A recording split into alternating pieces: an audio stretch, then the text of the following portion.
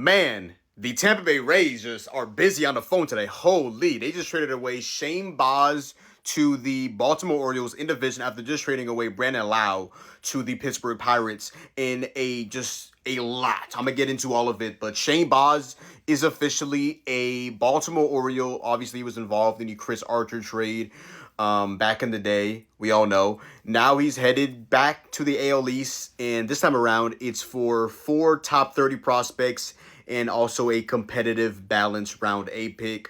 Those prospects are Slaughter DeBrun, catcher Caden Bodine, right-hander Michael Forret, and outfielder Austin Overn. Now, I feel like in terms of, like, prospects, more of like a hype beast guy. Like, I know the guys in my system, things like that, but Passan had mentioned that the price for a starting pitcher on the market is high. Baltimore paid it, sending 2 first-rounders in both Bodine and DeBrun, a breakout arm and Forward hit a 1.58 ERA, an outfielder with track star speed and Overn, as well as another first-round pick.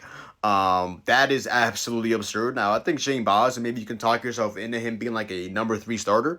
At the worst, he's a solid or a really good fourth starter. But yeah, this price is absolutely sky high. When I saw this initially, I was like, maybe Kobe Mayo. Trying to trade him for some pitching.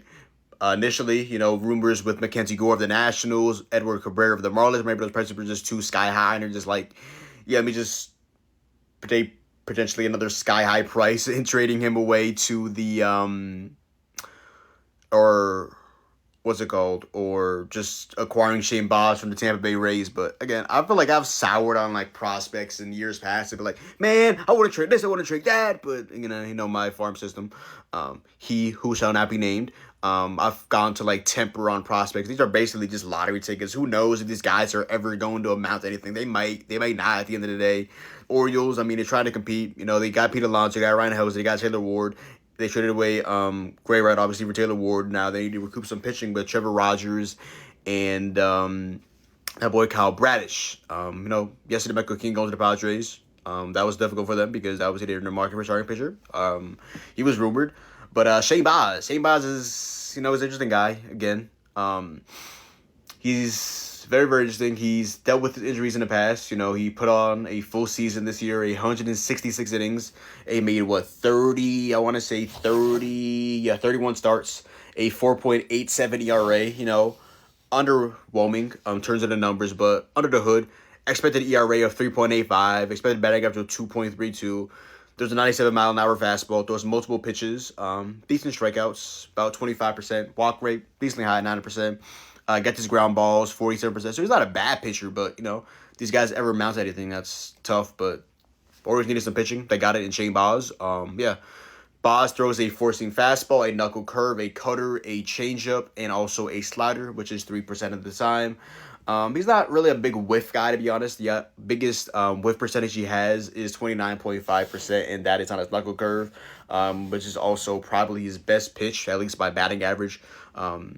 Is a batting average of 214 on that knuckle curve, expected batting average of 197. His fastball, 244, expected batting average of 238. Now, with his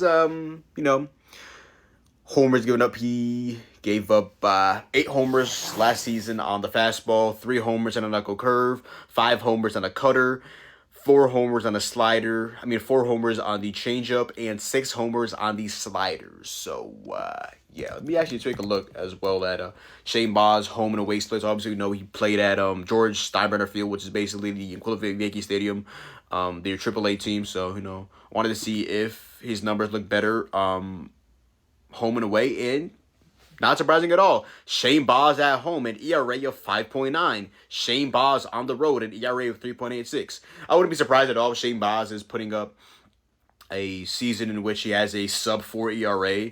Did have a decently high whip at 1.33. 176 strikeouts in how many innings did I say again? 166, so not bad at all. One thing with Baz is, the injuries for sure. This was easily the biggest innings that he's thrown in his career. Kind of a la Edward Cabrera. The year that he had the most innings was the year prior at only 79 innings. So this is the biggest workload of Shane Baz's career. The Rays just cashed in, put all the chips in, and traded away him for four top 30 prospects in the Baltimore Orioles system, as well as a competitive balance pick as well. So honestly, this is a pretty good, I think, sell high by the Tampa Bay Rays, in my humble opinion. Not that I don't like Shane Baz, it just comes with his injury concerns and, you know, things of that nature as well. But yeah, I think at worst the Orioles are getting a 4-star here. At best, I think they're getting a 3.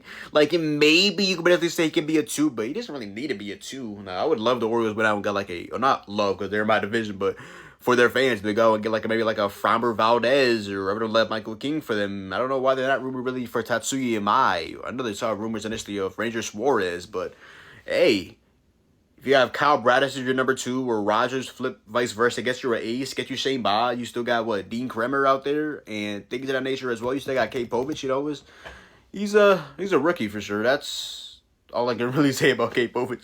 Shout out to him at all. Doubt they'll bring back like Zach Eflin or Tomoyuki Sagano. They still have Dean Kremer out there, so we'll see what happens with the Baltimore Orioles. But they get a new pitcher.